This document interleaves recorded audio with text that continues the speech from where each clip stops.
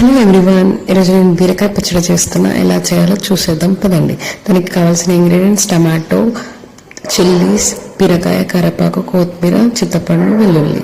ఒక బాండి తీసుకొని 2 టీ స్పూన్ ఆయిల్ వేసుకోవాలి. ధనియాలు, జీలకర్ర, పల్లీలు వేసుకొని మంచిగా వేయించుకోవాలి.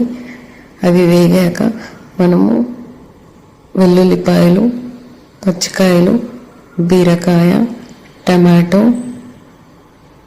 చింతపండు, కొత్తిమీర ఇవి వేసుకొని బాగా కలుపుకోవాలి.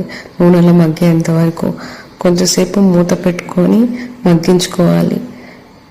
మూత తీసేసి కొంచెంసేపు కలుపుకొని అవి మగ్గాక చల్లారబెట్టుకొని మిక్సీకి వేసుకోవాలి. మిక్సీకి వేసుకొని కొంచెం ఉప్పు, తగినంత ఉప్పు యాడ్ చేసుకొని మూత పెట్టుకొని మిక్సీ పేస్ట్ చేసుకొని పక్కకు పెట్టుకోవాలి. అదే బండిలో నూనె వేసుకోవాలి. నూనె వేసుకొని జీలకర్ర, ఆవాలు, మినప్పప్పు బాగా కలుపుకోవాలి. బాగా కలుపుకున్నాక వెల్లుల్లిపాయలు, కరివేపాకు, ఇంగువ, పసుపు. నేను ఇక్కడ ఎండుమిరపకాయలు మర్చిపోయినా, మీరు యాడ్ చేసుకోండి.